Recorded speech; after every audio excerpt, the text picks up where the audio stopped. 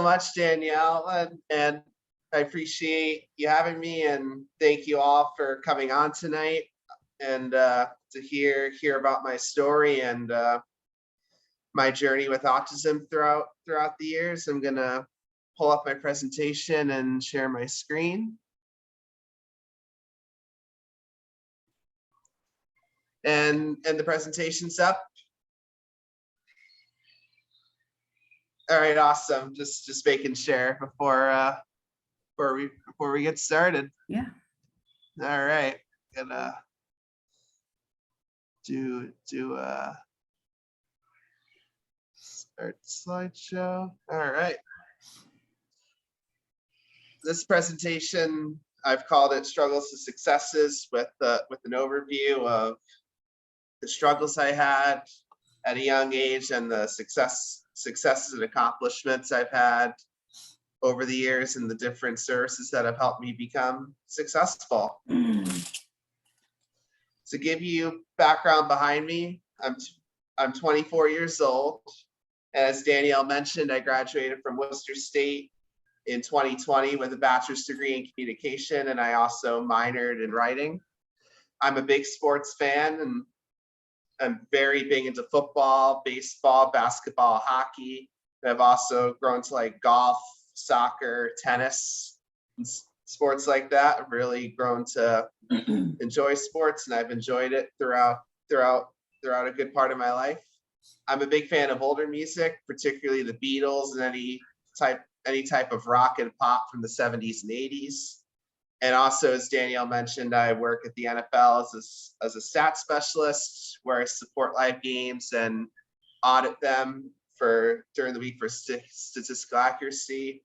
We help out all 32 crews throughout the NFL, including the Patriots, and we help them out on game day and then go back during the week and make sure all the statistics are correct. And if they did run into any issues, we send reports to them highlighting those and helping them improve for their next game. To give a brief background behind my presentations, my aunt, who's a superintendent of schools in Newington, Connecticut, and a college professor at Central Connecticut State, presented the idea of having me speak to her class of aspiring school administrators about my school successes and struggles. And the goal was to provide a perspective of how I got through school and college as an autistic student. And I've done 5 autism engagement talks for her over the past 6 years at Central Connecticut State, pre-pandemic, in person, and the last couple of years since the pandemic started have all been virtual. And I got positive feedback from those classes, which inspired me to continue sharing my story with groups like you all tonight and others in Massachusetts and throughout the country. And what you're in for tonight is an overview of my life from past to present, the struggles I faced growing up and how I got past each of them, coping mechanisms I use and still use when I come face to face with any sort of challenge, the services I received in school and college, and the positives and negatives they entailed. And my ultimate goal for this presentation is to make teachers, professors, specialists, aides, and many others more aware in an emotionally intelligent sense about students' needs if he or she is struggling in any given area. Flashback 25 years ago to 1997, I came into the world on Sunday, May the 11th, and I'm about to turn 25 next month. Can't believe quarter century's already gone by. And I came into the world on Mother's Day, which was a nice Mother's Day present for my mom and dad too, and the rest of our family and friends. And it marked the beginning of the Smith family. I have a younger sister, Catherine, who was born 2 years later. And we first lived in Newington, Connecticut. And up until 8 months, I was a happy and engaged baby. However, my parents noticed I began to withdraw into my own world, where I had communication lapses and some repetitive behaviors. And with those, they led to my autism diagnosis.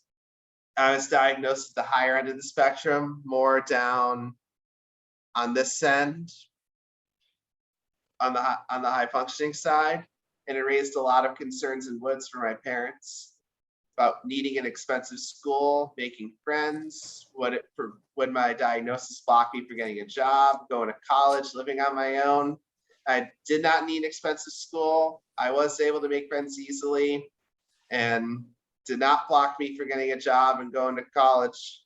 And I'm now living on my own. So I've gone through all those, and I'm very thankful for all the support that I've gotten for getting to where I am today. But getting back to when the diagnosis right after the diagnosis took place, my parents decided to place me in a public preschool to test out to see how I would go about in that environment, how I would interact with teachers and classmates. I do have vivid, fond memories of preschool, and a lot, but some of this information comes from my parents explaining to me, since my memory doesn't go all the way back that far. But one of the big quirks I had in preschool is, and this is true for a lot of autistic individuals, is taking remarks literally, taking figurative statements literal, things like that. So I would take my teacher's remarks literally. So when she would say things like "be quiet," I would whisper in my communication, and add other things like that throughout my time in preschool. And I was shy in the classroom. I didn't establish any super close friendships to a lot of my classmates. But one of the big anxieties I had was I was hesitant to take the bus because there was a dad on the route who would make what looked like to me at the time a scary smile. We would go into the apartment complex where that was on the bus route, and I remember going to the stop and the dad waving in to his kid on the bus doing this, and it frightened me a little bit. But now I wouldn't think anything of it. But at the time, my mom said that because of my because of me unable to communicate my anxiety of seeing the dad at the bus stop, she found out from another one of my preschool teachers that my main teacher would physically pick me up to put me on the bus, and she had no idea about the dad at the apartment complex, and she didn't understand about me being scared and frightened about having to see him day after day. And my advice is that if a child can't communicate, it's important for him or her to have a storyboard or any sort of visual aid to use to share what might be causing the frustration and worry. Because a lot of times, a lot of young autistic kids aren't as able to showcase their anxieties, and it's very important to have them explain it in a way that's comfortable for them, as opposed to having them say it verbally, because it'll be easier for them to show what they're anxious about, and then it can help create a better solution for solving the problem.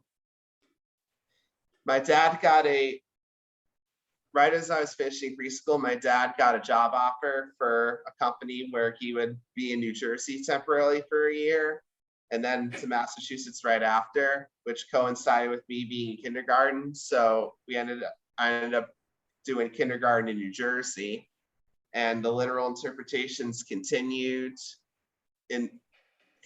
there. I ended up whispering the entire year to all my teachers and classmates, and plus too, I was very shy switching to another state, different school system. But I did have very nice teacher and aides, just like for preschool. Still had a good group of teachers to work with. However, the administration didn't follow my IEP, specifically speech. And because the school couldn't keep the speech pathologist on staff, my services lapsed. So my parents had to hire an advocate to fight the district to give me private services outside the school until they could hire one for it. And because of that, I had to get speech done outside school during the summer, after school, before we moved to Massachusetts for first grade. And like I mentioned earlier, I was shy and wasn't super close to any other kids, and it was tough for me to have playdates because of that. I I I was very big into video games back in kindergarten. I don't play video games anymore, but I would get frustrated when friends came over and didn't know how to play, or couldn't play as well as me, and my mom helped role play for me to how to handle similar frustrating situations in the future, and that helped a lot. And in the times after, when I had friends over to play video games, I didn't run into any issues like that. After we moved to Massachusetts, before starting first grade, to help ease my nerves, I got to meet my first grade teacher as well as my aide and counselor right before school started.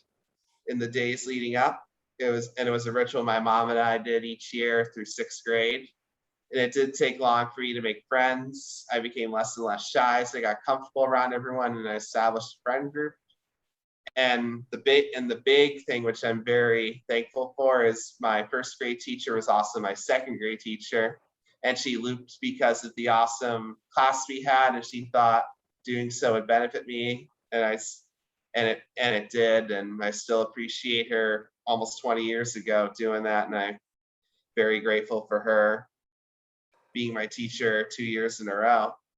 And my third grade teacher is also very kind-hearted and supportive, like my first grade teacher. And I worked with incredible one-on-one aide and counselor all 3 years, and they had my back all the way through and made my elementary school experience one of the best. And they were there ready to help me out for any anxieties that I had, which is what the next slide is all about. The school was built in the early 1970s, so the fire alarms were older, so they were quite loud when they would go off for fire drills, and the neonates in the cafeteria would often yell to get the kids to quiet down before we went to recess, which took a major hit in my extremely sensitive ears. And the school bus was full of loud, rowdy kids, and that negatively affected my ears as well. And my parents were able to speak up for me and tell my teachers, administrators, and aide and counselor about how the loud noises took a toll on me, and they were able to set up some great accommodations. For when fire drills happened, I got advanced warnings for them. I got to go outside about 5-10 minutes beforehand with my one-on-one aide, and we would be outside and then go back in with everybody once it was over. And I could still hear the alarms, but not as bad as I would inside the school. I also got to leave lunch early to go to recess to avoid the neonates trying to get the kids to quiet down. And my parents gave me an iPod so I could listen to music and watch TV shows and movies to drown out the volume from the noisy kids on the bus. After third grade, my town had 3 elementary schools, so we merged into a school that had all the kids in town for 4th, 5th, and 6th grades. So the class size tripled to 300, and these were the kids that we had classes with, hung out with, made friends right up until high school graduation. And I was able to easily adjust to the larger school setting. And over time, I made friends with many of the kids who did not go to my elementary school. And we had a nice friend group, and we would hang out and do fun things together, go over each other's houses and go to haunted houses for Halloween and a lot of fun things like that. All my classroom teachers were very nice, caring, and friendly. None of them were yellers or short-tempered. 4th and 5th grades were fine, but I had sensory overload the worst those years. That's where it peaked when I was in the intermediate school. And sixth grade was my favorite year because of the teachers, fun projects, and the supportive environment they implemented. The first issue I had was with a music teacher I had, which I like to call Music Madness. My teacher was old school and strict, and one of the worst memories of all of grade school that I had came in fourth grade chorus. The entire fourth grade was in one room together, and everyone was loud and not being cooperative. And I remember it like it was yesterday. In response to the misbehavior, the teacher would reportedly bang on the piano keys to get everyone to settle down. And my ears couldn't stand the loud bangs, and I couldn't concentrate in chorus as well as my other classes because of the anxiety of having to go into chorus and face my teacher and the loud noises. And after some arrangements, I got exempt from chorus for the remainder of the school year. And it's very important for IEPs for children with sensory issues should include how teachers must respond to disciplining students so they don't get overwhelmed or upset, because it's challenging for students who have sensory issues that teachers should know that they need to be careful with how they discipline or how they correct students so that they don't get too overwhelmed, and they could try to be they could be firm, but try not to do it too. Don't have them do things like bang on the keys or yell or whatever. Do it in a way that would not be too hard on ears of not just children with sensory issues, but others as well. And along that note, the second issue that I had in the intermediate school was with the neonates in the cafeteria. And moving schools did not change the atmosphere of the cafeteria. And as I say about it, the kids were loud, but the neonates were louder. And there was a microphone, that they would use to dismiss us. And they would scream, I'm not kidding, scream through it for us to be quiet. And it was something my ears didn't appreciate. And to escape the cafeteria, I would leave a few minutes early with my friends to avoid hearing the neonates yell and scream. And we would talk to them about it, and they gave us permission to the administration gave us permission to leave the cafeteria early. And that too also helped reduce my anxiety and allow me to concentrate, because again, it was the fear of having to think about how the neonates discipline us say. Are they going to yell? Are they gonna scream into the microphone again? And the cafeteria is a major source of sensory overload, and it made me unable to relax and hang with my friends, especially in fourth and fifth grades, because I was still with this and chorus, so it was very, very difficult. And then when sixth grade rolled around, that's when kids are starting to become more mature, and that's when they're starting to become more respectful and starting to become better with responding to becoming more disciplined. And having noisy places like the cafeteria are important for IEPs, since loudness and anxiety can impact a child's concentration and ability to learn. And it can be noisy regardless of whether the neonates are loud or not. In any school, the cafeteria is very noisy, and there could be a few hundred kids in there.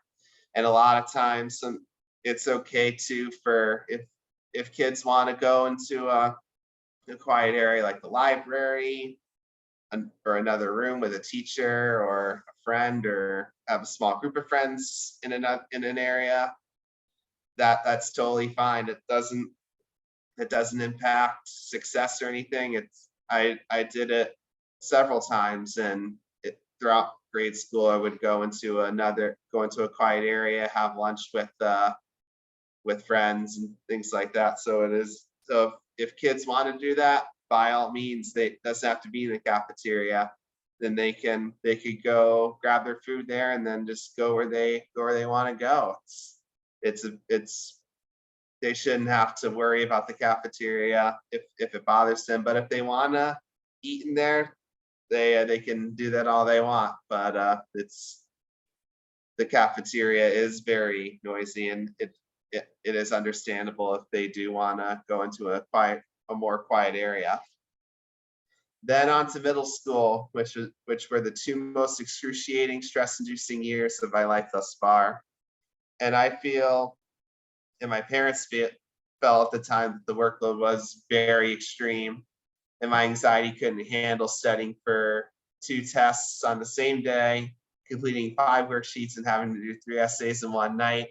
That's literally the homework they would give us in middle school. Is all they're preparing for high school, but I think they're over preparing, and that really led to stress for myself and my fellow classmates too. They were stressed out by the amount of work they gave us, the teachers.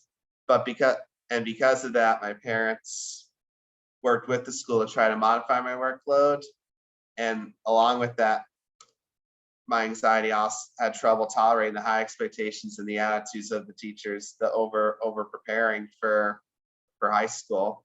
And more specifically, I had one teacher who I wish could have been more empathetic toward me and knew how my anxiety impacted my ability to learn and be successful. And that teacher was my 8th grade math teacher. He had a very good sense of humor, but was very old school and strict. And specifically, I had a classmate with ADHD who would be disruptive and cause him to raise his voice and talk sternly to get him back on track with his work. And he wasn't super understanding about my sensory overload, which impacted my learning. And I was so anxious that it distracted me from doing well. Normally, up until that point, I was an A student in math, and even after 8th grade into high school, I got straight A's in math, but I had a C average the whole year because of how anxious I was being in class and in other classes having to deal with my teacher's strict disciplining style. And my parents reported him to the administration, but they didn't feel the issue was significant enough to intervene. And this is to illustrate how anxious I was. One time I got up very quickly from my seat to try to faint before math class. So I would spend the time in the nurse's office rather than sit in class. And that's just how anxious I was. But thanks to my school counselor, she knew all about the situation, and we simulated and role play the classroom experience to tolerate a lot of outbursts, and that helped a lot. And that's a great tool to have. And when we did it, I would have anxiety going in, but I saw it as funny because I knew it was coming, and that over time I became less and less anxious, and I don't have any major anxiety or overwhelmingness anymore with these types of disciplinary styles, and it's helped me become a better student and have that thought in mind with how to handle those situations then and now. Then on to high school, a much larger space, better learning environment, and so many helpful teachers, and I was involved more. And that's one of the that I wouldn't say it impacted my that this went along with my anxiety in middle school was not having an active or big social life, but I would only hang out with friends most of the time and not join any clubs. But in high school, I was much more involved in organizations and sports teams, which I'll get to in just a moment. And each of my teachers adhered strictly to my AP to ensure I would succeed, and my I had an amazing academic liaison who supported me and worked me all 4 years from the we met with him near the end of 8th grade, and he got to show me around the high school. And then I got to work by his side from day one of freshman year all the way up until I got my walk the stage of my high school's graduation, getting my diploma.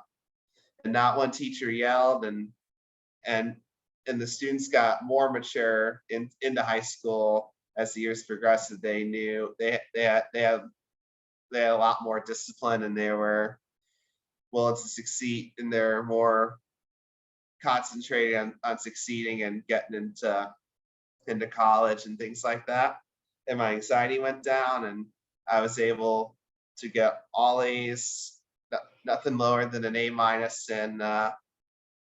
in high school, which is phenomenal. Which is, I didn't get straight A's up until that point. I had some 7th grade and middle school. I had a few straight A's, but nothing 8th grade. And then high school, right up until the end, it was all A's, a few B's here and there, but most of the final grade, but just about all the final grades were A- or better. I made a lot more friends in my class as I got, because of my involvement in extracurriculars, and as well as the upperclassmen and even the lower classmen as I went through the ranks of my sophomore, junior, senior years. And in those events, I participated in football, hockey, lacrosse teams, doing statistics for football and lacrosse, and hockey, helping out, being the water boy. I was involved with Best Buddies, doing events, and being the buddy director, and speaking at meetings, and going to events such as Halloween parties and Celtics games. And we had a lot of fun with that. I was also involved with the school newspaper, and I wrote a bunch of articles and did editing as well. And everything I did prepared me for college and got me into college. And I feel my high school teachers did very well on that, and they didn't over prepare for college like the middle school teachers over prepared for high school. It was the right balance. Nothing too overwhelming. And looking back on my high school experience, I don't think I would have done anything differently. My take is always keep on assignments and joining clubs and sports teams. It doesn't have to be as a player. It could be as a manager, or any way possible. That helped me succeed, and can help anyone succeed as well.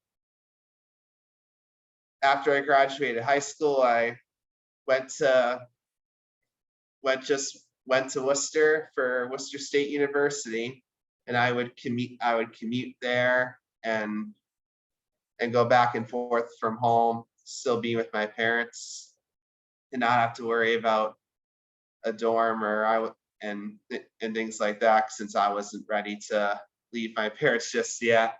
But it was an incredible experience, and I had a lot more freedom and space than I did in high school. And everyone that I interacted with was nothing but friendly to me. All the students, professors, everyone that worked on campus, it was very nice environment. I enjoyed being with everyone there. And I registered with the Student Accessibility Services Office, which is a place where students with intellectual and physical disabilities go for support. And I created academic accommodations with them, such as extended time on tests and the option to record lectures at the professor's discretion. In my first year, it was about getting used to the structure and expectations of the professors. And then I quickly understood the significance of following deadlines and how they want me to present my work and writing. And I gained more and more independence at WSU, including getting my work done in my own time. Because in college, they won't remind kids about assignments being due or getting homework done or studying for tests. They may remind every so often, but they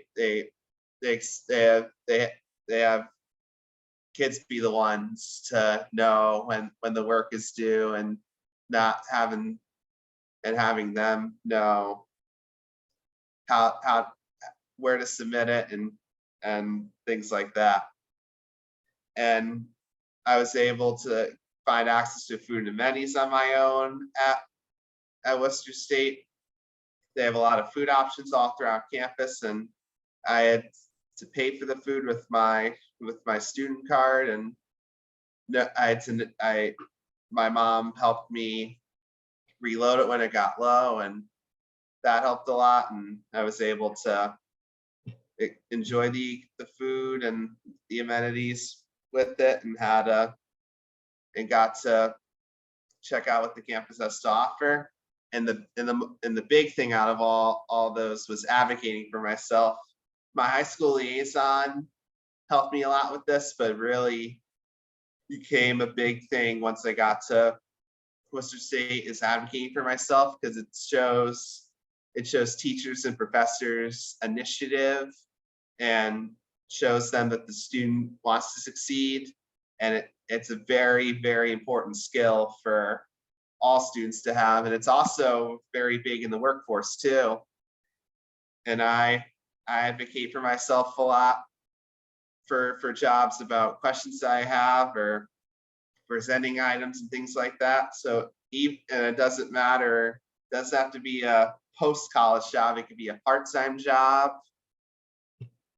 Like when I was a movie theater usher,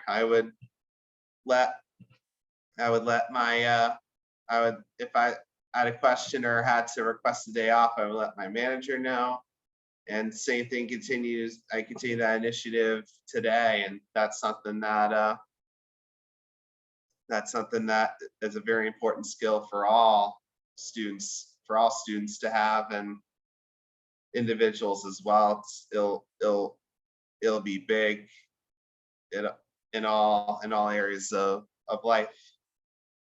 And the COVID-19 pandemic took a lot of toll on my anxiety, especially when I was nearing the end of my time in college, because the spring of 2020 was my fall semester there. And with going to remote learning during the lockdown, it was difficult not being able to meet with professors and classmates, and that enhanced my anxiety throughout the remaining half of my fall semester. And the perfectionist standards made matters worse.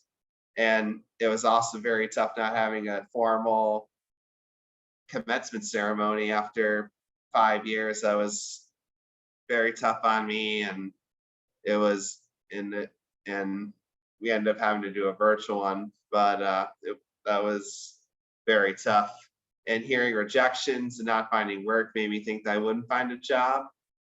But since I've been back to work, I haven't been as stressed or anxious about important matters in my life or my well-being. I've been more thankful and grateful that I've gotten to where I am today, and that I haven't let the pandemic get in the way with that.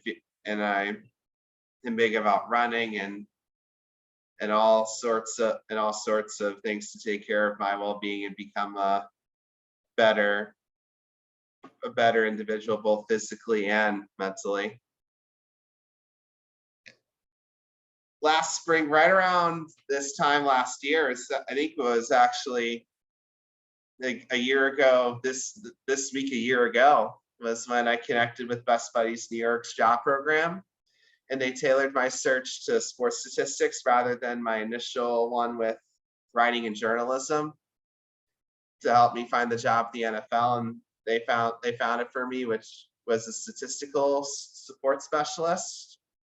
And that got me going right away, since I'd been since the pandemic began.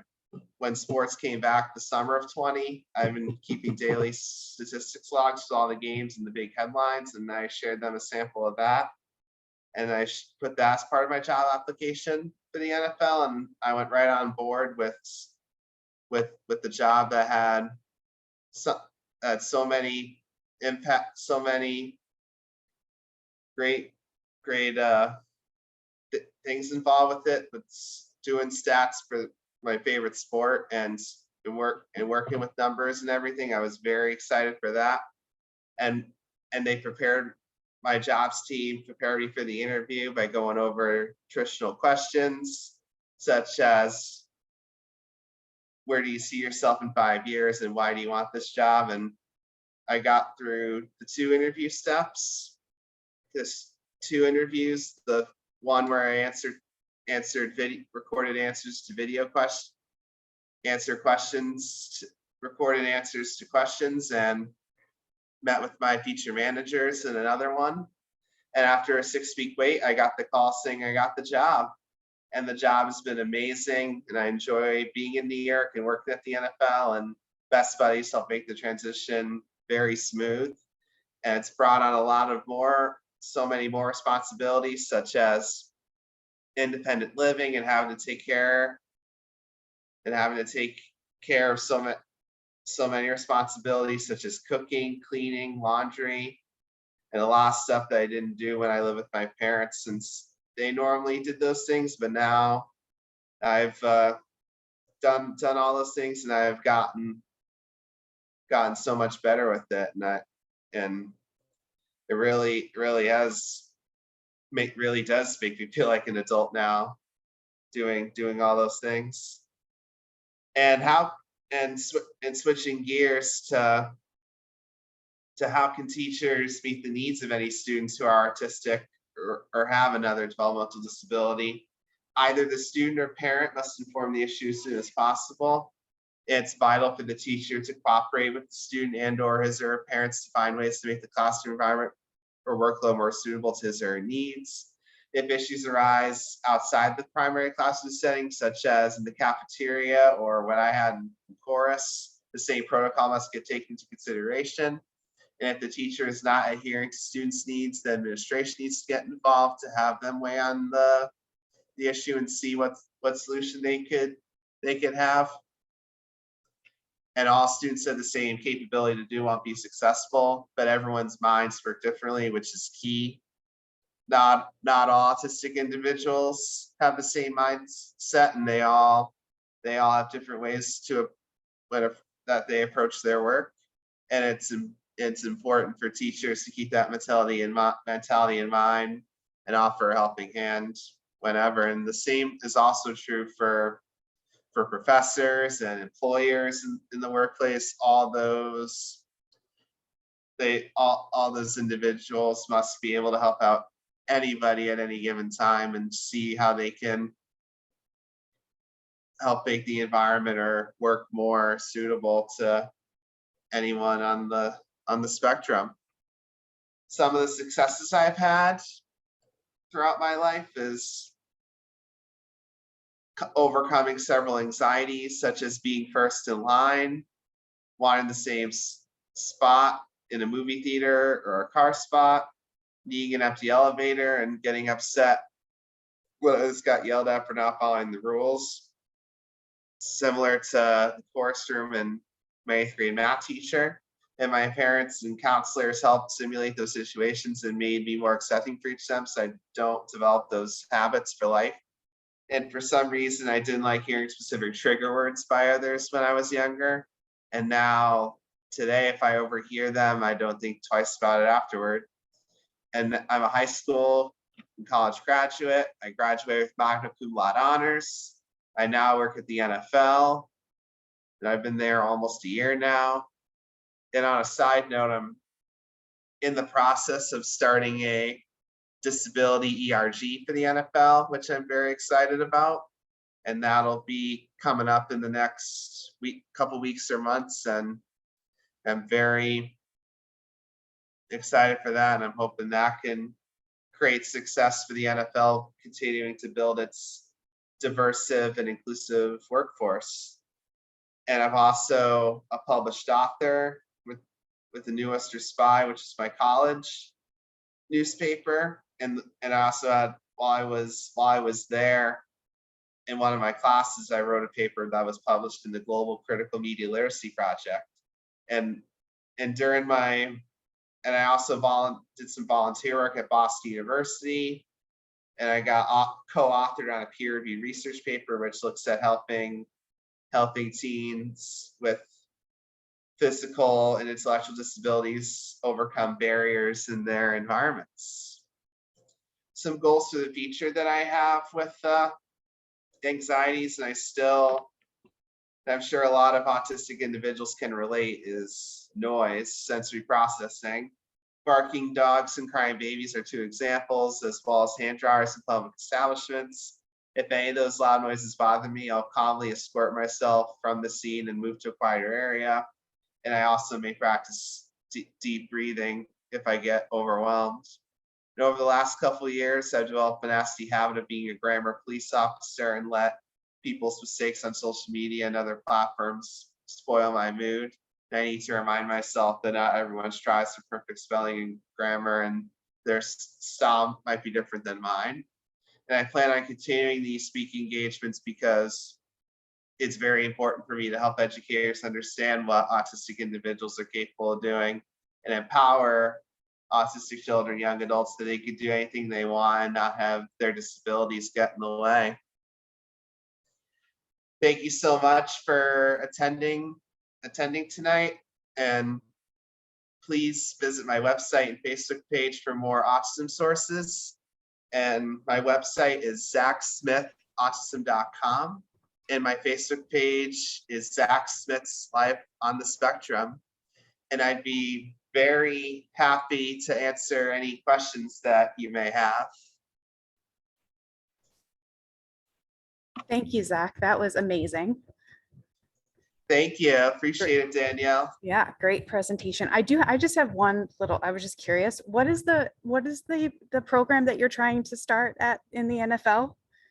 It's called Employee Resource, or it's Employee Resource Group, an ERG. And what the ERG does is it creates awareness and promotes an inclusive environment for certain demographics. And the NFL has one for women and also one for Asian individuals. It's a very cool thing that we're doing, and I'm in the process of creating the mission statement and then outlining the goals of the ERG.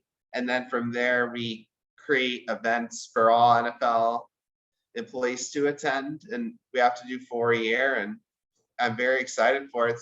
There hasn't been one established for the NFL, and I'm excited to see how it goes. That's amazing, because it's a lot of work, and ultimately I think sounds like it'll be very fulfilling. Absolutely. I'm very excited for this project, and it'll be a great addition to promoting the NFL's workforce. Yeah. I don't know if you can see in the chat, but you're getting a lot of great job, and this was so amazing. Congratulations on your success. Go Pats. That it was very helpful as a parent and educator. I don't know if anyone else had real-time questions. Hi, Zach. I have a question. What would you recommend to help schools with transitioning kids from elementary to middle and then middle to high school?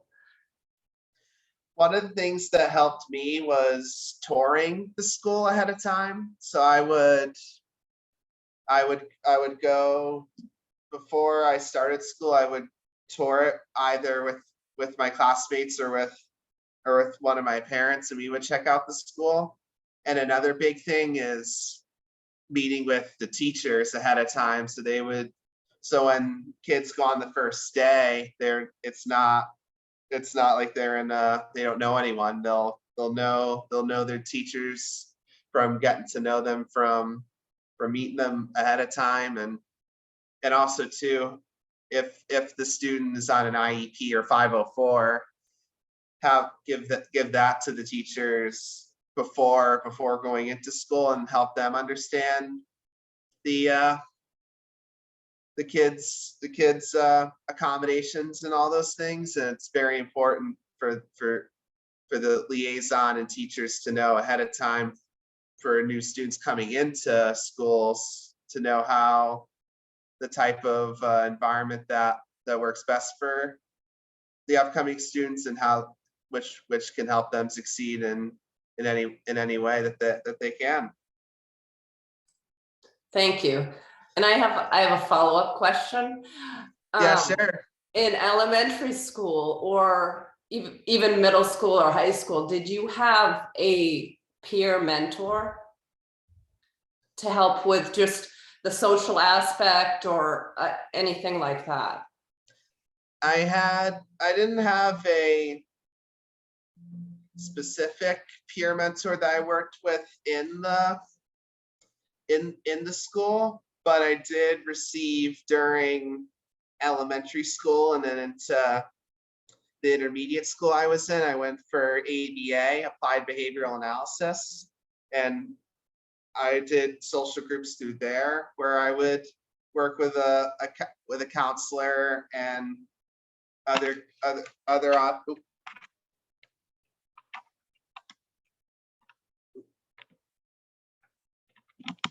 sorry about that, but I would meet with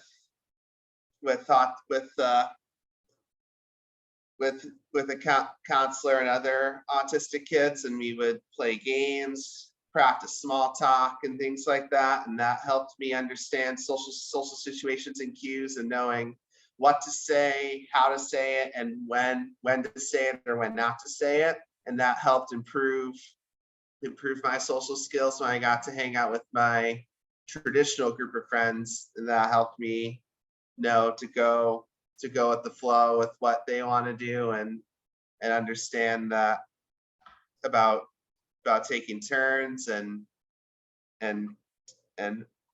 doing proper sharing and all those things, and that helped me become a better person with that, and in all of my interpersonal relationships throughout elementary school and on up through now. Thank you. Of course, my pleasure. I have another question for you, Zach. Were you involved as early as you could be in your IEP process? Like, did you attend meetings with your parents? I started attending meetings when I was in high school, Okay. and I did appear in a few middle school meetings, but it was at the very beginning, the first 5-10 minutes. But once I got to high school, I was there for the whole meeting from start to finish, and I would talk about accommodations that are working, or talk about ones to add, ones to remove, and that helped me become an advocate for myself in school, and show, and I would let my liaison and special education director and everyone show what was working for me and how I could become successful with the accommodations that I had or wanted to include. Thank you. That's great. Does anybody else have any questions?